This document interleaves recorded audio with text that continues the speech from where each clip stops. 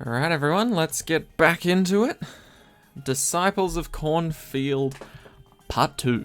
So we've got 3 more maps to get through. Hedge, no, not in the loop. Hedge, End of the Road, and Cornfield. End of the Road? End of the Road, I knew it. I was going to say in the loop, but that was the last one we did.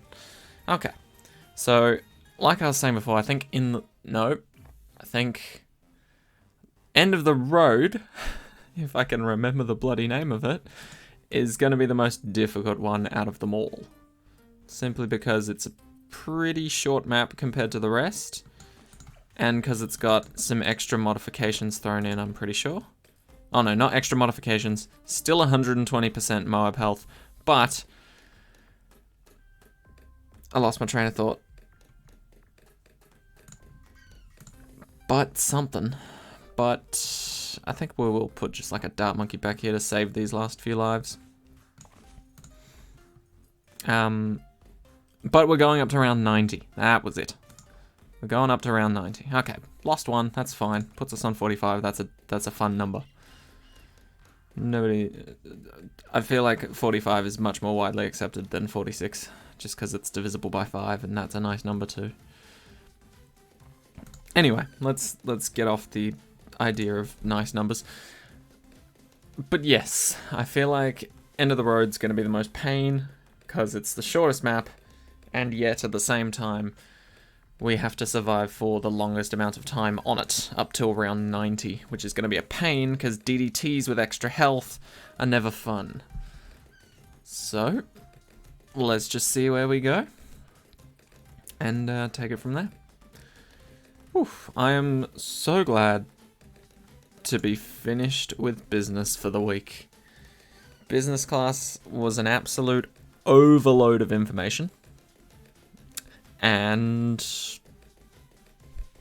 yeah, there's a pretty big assessment to be done over the weekend, which is a bit of a pain, but it's not impossible. It's definitely doable. I just have to remember all the different shit that I'm meant to do for homework, because some of it was like, oh yeah, you can do this part online, but they haven't released it yet, so I need to keep track of that in case they do. And then other parts were just like, oh yeah, you need to do this, but it's not really homework, but it kind of is. It's definitely manageable, but awkward, to say the least. Now, does Adora care about barriers? No, not at all. Brilliant. Okay, so we can just place Adora there. Perfect. So if it doesn't have red blocking it here, you can just place them and they don't care. Like, Adora doesn't care, alchemists don't care, but things like ninjas and wizards do. Not that it would show up. Wait, there we go. There you go. So you can see the red. Although, wizards don't actually care later on. They just kind of do their own thing. Once you go to the top path, I think it's only one upgrade. You do one upgrade in the top path and then wizards are just like, oh yeah, right, barricades? Nah, not important. Which I think is hilarious. Alright, so we'll go Alk. Do we want it buffing Adora as well? Yeah, why not? Maximize all of the ranges. And the Alchemist just doesn't give a shit at all. He's just like, oh, there's a hedge, I'll just throw it over. It'll be fine. Which is surprisingly helpful. More helpful than you think. If you've got a map that's a little bit awkward in terms of range, sometimes the Alchemist is actually an okay start. Berserker. Now you guys know exactly where we're going from here. Going straight to Bloonjitsu, getting stronger stim, and then, a Crossbowmaster pack here isn't exactly ideal. So I think we will go for a Prince of Darkness again. I think that'll be a good idea. Just to keep us protected. Because Ice Monkey bottom path is too expensive to go for first. Plain Spectre, not too bad actually. Not too bad. Also a viable option, but the good version can't pop leads. No, can't pop camo balloons. So need to be wary of that. Dart Monkey's in a crappy spot. Admittedly, I could sell it and replace it, but I'm not going to be bothered doing that. I like to stick with my decisions. And Ninja is also a little bit too expensive. So we'll try Prince of Darkness, see how we go. It's not going to be the greatest positioning ever. But we'll try our best, because we've only really got the start and the end of the map for a Prince of Darkness. All the in-between is kind of awkward, because you can't really fit down these little gaps. The wizard's just too chunky to be able to fit between there. And so we could either have him like at the start, maybe right around here, or at the end in a similar position, I think, because these ones are a bit wider, which is quite nice. But these middle ones are just too narrow. Just. Okay, get some faster throwing, because we're putting a lot of friends over here. Alright, so let's do this. And usually I would go for Wall of Fire, so I'm not going to stop. Wall of Fire sounds good to me. Admittedly, I did want to go top path so we could see over this, but maybe Prince of Darkness gets that automatically anyway. But we'll see. Alright, Shimmer. That really doesn't help us too much, but we're going for the upgrades after it, so may as well. And come on, we'll get the unpopped army. Should happen sometime soon. Take your time. Please don't, actually. I want the upgrade sooner rather than later. Thank you. Okay, so now we're going to be saving up for Prince of Darkness. And so I will see you guys when we can afford it. Alright, and there we go. Prince of Darkness. Easy enough.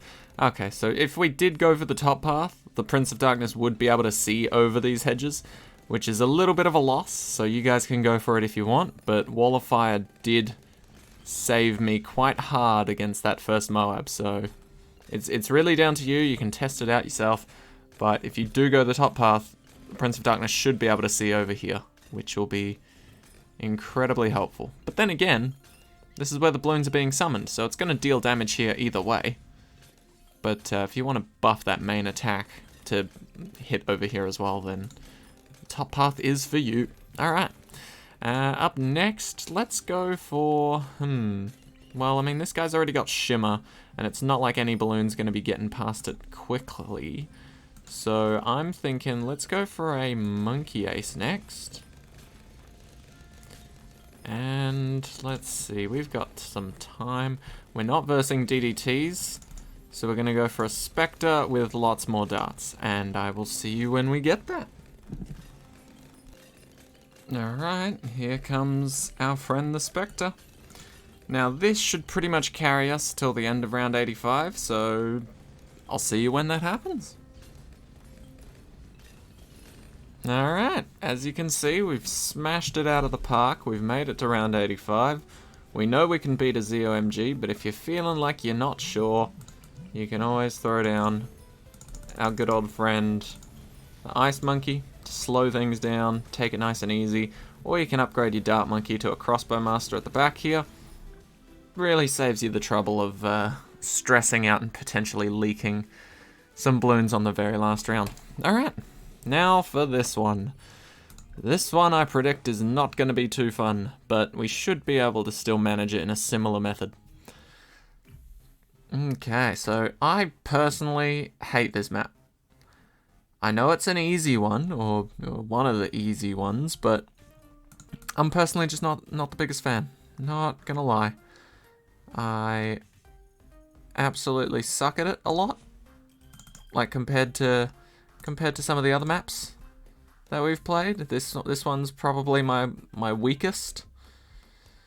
And I'm not afraid to admit that. This map I absolutely suck with. Can we do this without leaking too many lives? Oh, that's not too many. That's okay. That's okay. We can take those. It doesn't matter. And we're on an even number anyway, so that's all. That's what truly matters. If that's on an even number, you're all good. If it's on 50, even better.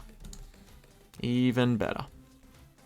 If it's on 50 plus 25, then amazing. Admittedly though, Mana Shield. Cannot stress how good that Monkey Knowledge is. If there's one Monkey Knowledge that you ever need in this game, Mana Shield's one of my top favorites. For like... And I'm gonna say for like beginners as well as like intermediate players. For people that are like super hardcore beating Chimps mode on half the maps, or Chimps mode on all the maps even, you probably don't need Mana Shield just because you're used to not losing lives, which is a great thing. But if you're looking to try some more risky strategies where you might lose a couple lives here and there, obviously don't do it in Chimps mode, but every other game mode, perfect. Mana Shield is just amazing. You lose a few lives, doesn't really matter too much because it's not affecting your real lives, and then protect yourself for a few rounds and they come back. It's like having a mini Benjamin on your team that doesn't make any money but brings back lives. Alright, grab ourselves a Dora. Always good to get your hero early. Start leveling them up as soon as you can. Okay. 28 bucks to level up, that's fine. Not too bad. I remember it being like 8 bucks on one of the other ones, so... You know, could be better, could be worse. Okay, and then we're just going for our casual double shot. Plus the Alchemist. Build up that defense. We might need to use Adora's ability on round 40. Just because it is a bit of a... bit of an awkward map. But we'll see how we go. 38 lives isn't too bad, and then the last map is, what, Cornfield? That shouldn't be too much of an issue. Depends what round we start on. Oh, it's round 4. Okay, so we might lose a couple lives starting the next round, or starting the next, or the last game, map. Game, map, round, one of those words. One of them will do it. As for which one, no idea. But yeah, we might lose a few lives just on round 4 itself on the next one, but we shouldn't be too bad after that. Alright. Now you all know what we're doing here, so you can skip ahead if you need to, or just hang out if you're here for me. Very much appreciate those who are, but I also completely understand those who aren't, so skip ahead if you aren't. Or we can hang out and chat for a bit. See, this is why I really like streaming, because it's more of a two-sided conversation. Like, don't get me wrong, I absolutely love YouTube as well. Especially because of like the interaction between like the comment section. I can get some feedback going. Absolutely love that idea. But streaming is just so good because I can get feedback on the spot. And also trash talked on the spot, which is great, because that's like really critical feedback. How terrible I am at a game, you know? And I'm willing to accept it quite a lot of the time, but it is also good to hear it from others. Alright, and 5 shurikens are better than 2. There we go. That way we can see the side of the screen we're actually looking at. Alright, and then stronger stim on the way. You know how it is. Stronger stim, faster throwing, get all that jazz up. And then since we're going around 90, I want to get a... Let's go for a Prince of Darkness again. I think that was a good plan, because Prince of Darkness smashes through round 63. Pretty much just as well as Dart Monkey would. So I like that idea. But I think after Prince of Darkness, we might go for a Dart Monkey, or even an Ice Monkey after that. Because I'm just trying to think of single target damage for destroying those DDTs. So the first thing that comes to mind is an Ice Monkey. Oh, actually, not an Ice Monkey. Certainly not an Ice Monkey. So we'll get our Prince of Darkness. Nice and early. And I did find out off of one of my comments on the first part that the Prince of Darkness does not have to get the pop itself or the kill on the balloon itself for it to start summoning and resurrecting balloons to help, it only has to, or the balloon only has to pop within the radius of the Prince of Darkness. So the Prince doesn't actually have to do the popping, it just has to pop within the radius, and that is very achievable when you get Prince of Darkness, because the radius is like super buffed and just massive. So it shouldn't be too hard. Okay, come on. Necromancer Unpopped Army. Such a good upgrade. And there it is. Alright, so now we can start summoning balloons back there. Prince of Darkness is on its way. I will see you when we get there. And boom, Prince of Darkness. Look at that range. Isn't it beautiful? So the Prince of Darkness is going to be carrying us for quite a while. Long enough to certainly get another 5th tier monkey. So, I believe... I don't actually know if this is true or not, but if this reveals the location of all nearby camo balloons permanently, I want to say that works on DDTs. And if it does, then Icicle Impale is going to be amazing. And if it doesn't, we should be able to get another 5th tier up in time to deal with DDTs anyway, so it shouldn't be too much of a loss. So I'm going to go for DDT pop and power here. We will have to get Permafrost and Metal Freeze. We cannot avoid that, sadly. We still require that, because this guy can't exactly buff us to pop leads, although the Alchemist could, so I guess we could have avoided that, but either way, we're going to go for an Icicle Impale now, so we should be able to cruise right through. I'll see you when we get it. Alright, here comes our second 5th tier. This should make popping Moabs of any sort a crap ton easier than normal. I'm just thinking, what do we get for our final potential 5th tier? I mean, we do have quite a few rounds to go. And 78 and 79 are known for giving you quite a lot of cash. So let's go, maybe we'll try a crit hit Dart Monkey.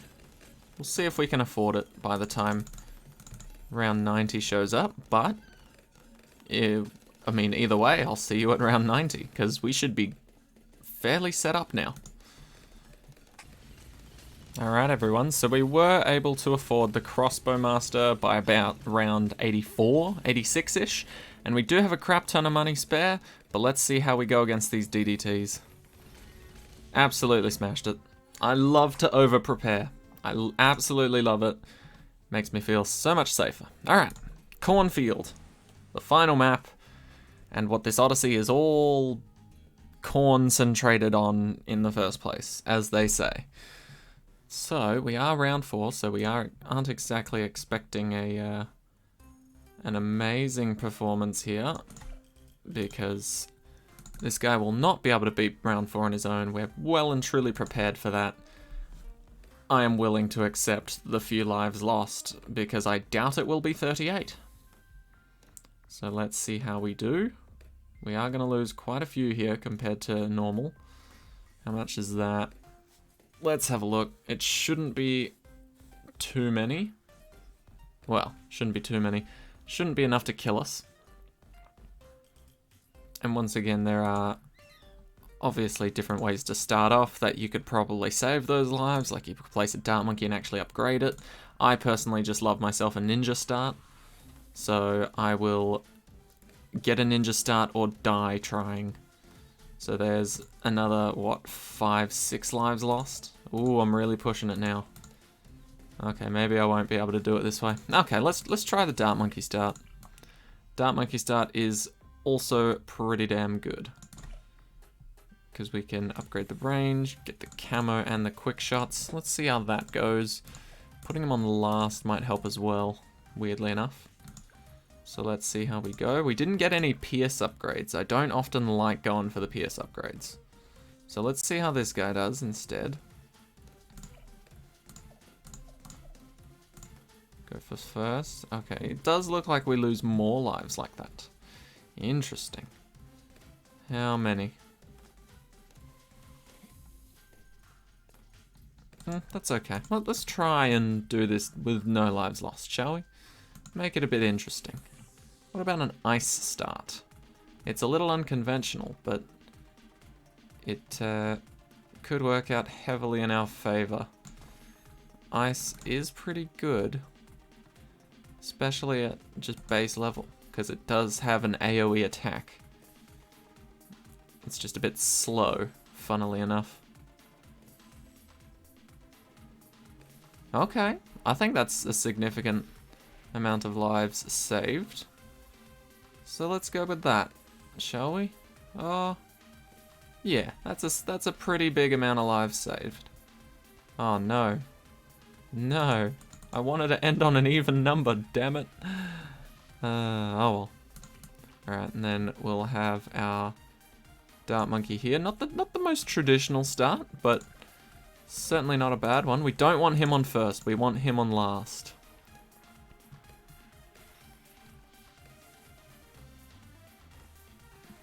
In fact, you know what? It's shaking me to my core that I haven't started off with a ninja.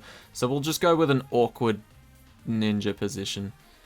It's a little bit weird because it's kind of dead smack in the middle, but this should give us the extra bit of range that we need to take down a few more balloons than normal. I'm sorry. I do like starting in different ways, but the ninja is just my staple, so I've stuck with it for a while now. And it's done wonders, so I'm not going to deviate from what works, even if it does take a few extra lives. There we go, perfect. 20 lives. That's what we're looking for. That is my absolute goal. So you can buy Seeking Shuriken at this point. I don't recommend it most of the time. In some situations, maybe even this situation, it is worth it, because you will be missing quite a bit. But generally speaking, Ninja Discipline is better to start off with and will help you last longer. Oof. Okay, let's retry that, but if we got Seeking Shuriken, just so I can show you guys. So if we do get Seeking Shuriken during this round, it will be a little bit more efficient, because it guarantees that the ninja will be popping, or at least the shuriken will be hitting balloons every single time for the maximum amount. And as you can see, it does clean up quite nicely. But, ooh, oh come on, you could have at least launched at that so it could hit one of these. But you might get overwhelmed a little bit in the rounds later on, because you don't have that speed and that extra damage. It is speed and damage, right? Yeah, attack range, my bad. Speed and range to be able to pop more balloons faster.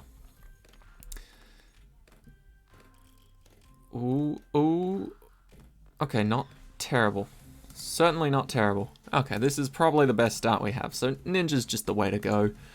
Let's just leave it at that, to be honest. There we go. Okay, so now we're safe. Once you get Ninja Discipline and Seeking Shuriken, and you're still like before round 10, you should be fine, because Sharp Shurikens is gonna pretty much carry you for quite some time after that.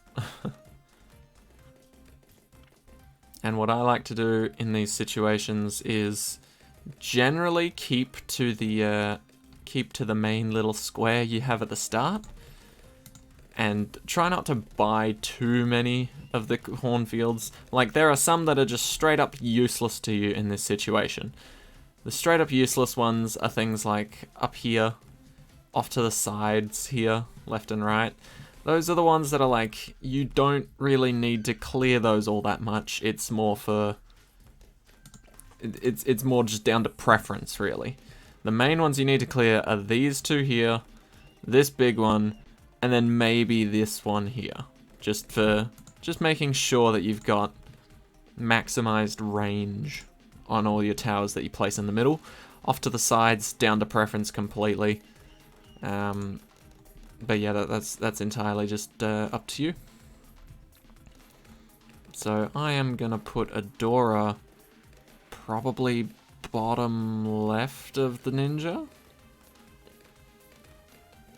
just so Adora can attack a little bit sooner. There we go. And Adora doesn't actually care about corn whatsoever. She's not really the biggest Corn fan, you know? She's not really into that type of music. So, she just kind of ignores it and tacks over it. Whereas the ninja really likes Corn, and so is going to respect the boundaries that it puts forward. Okay. But yeah, only up to round 80, so it shouldn't be too crazy. We will be getting an alchemist, as expected. No issues with that. And acidic mixture dip. Yeah, sorry about the long start up to this level. It's always good to test things out, you know? Try things out, see what works, see what doesn't. Some situations a Dart Monkey start is more applicable than a ninja.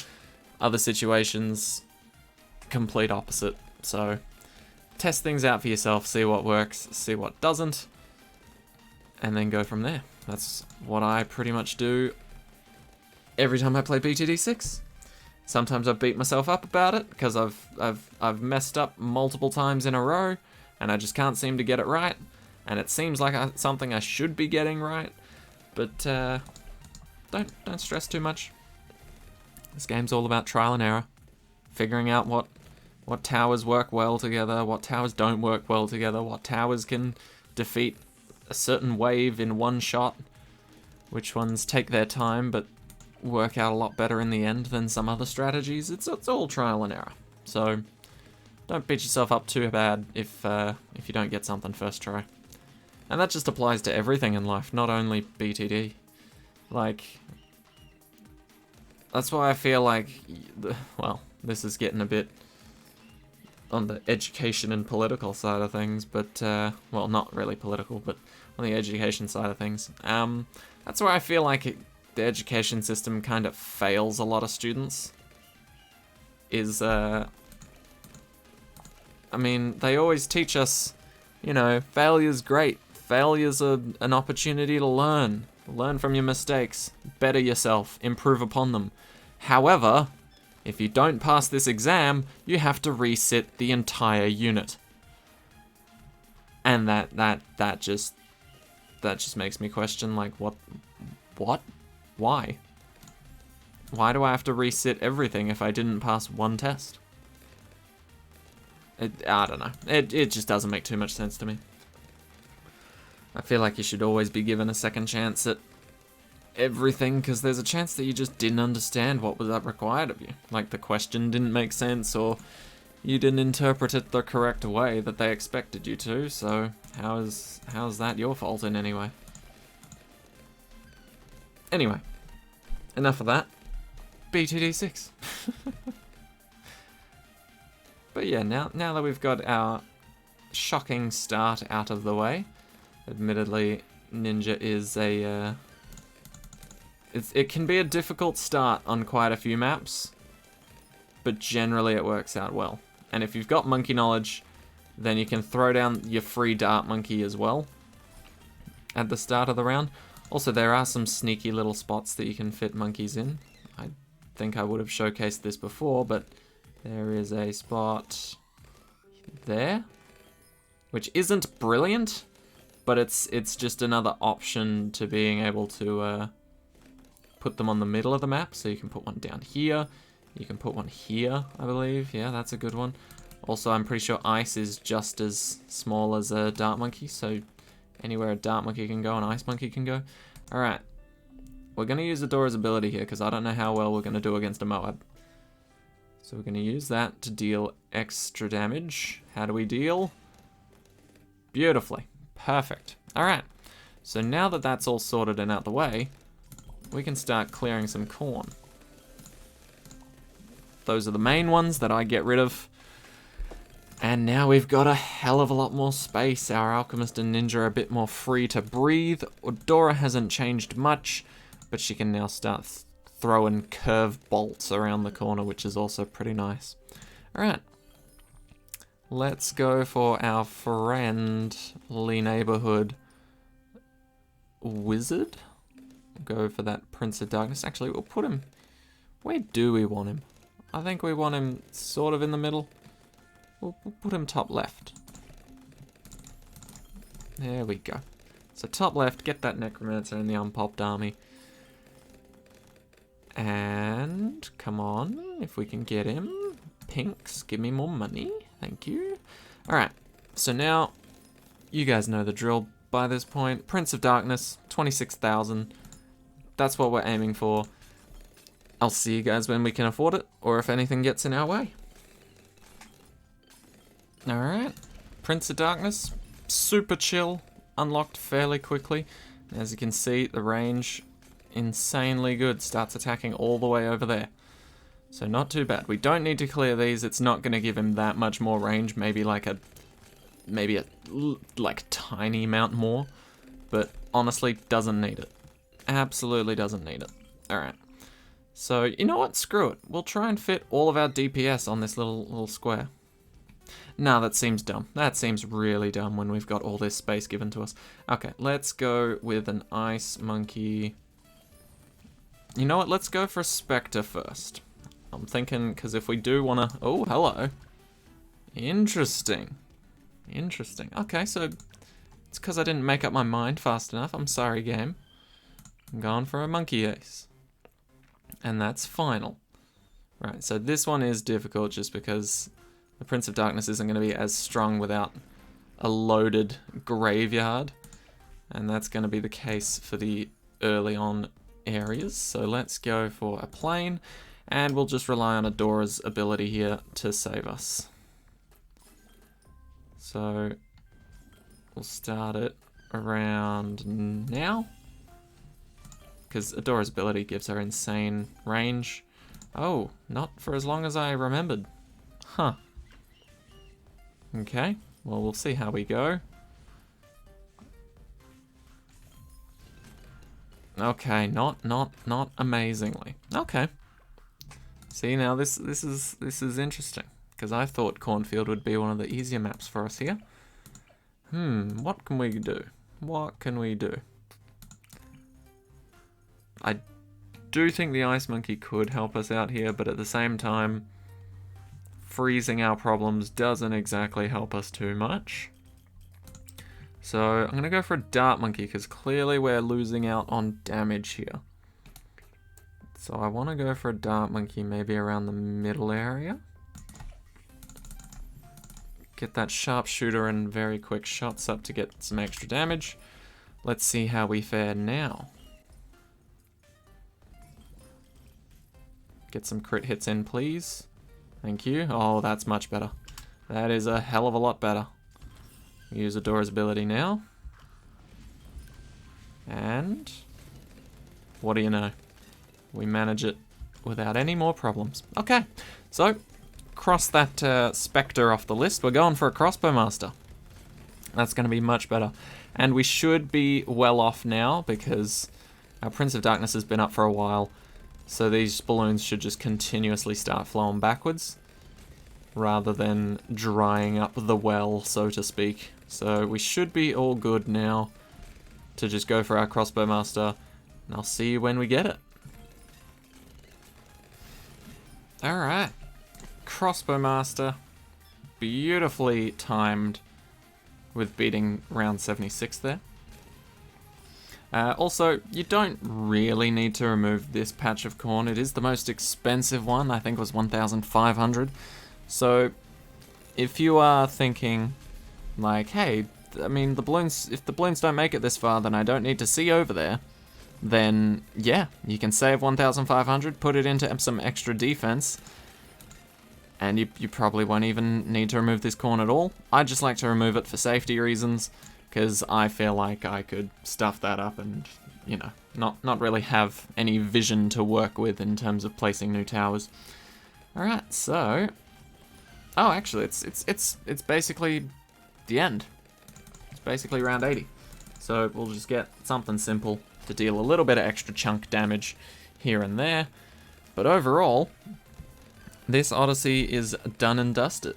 This last level, Cornfield, did push us a little bit, forcing us to have a good start and do a bit of micromanagement along the way in terms of throwing down the Dart Monkey a little bit earlier than I would have liked, but that's fine. Absolutely fine. We got a good 5th tier out of it. And we have smashed it. Let's use some abilities for fun. And boom.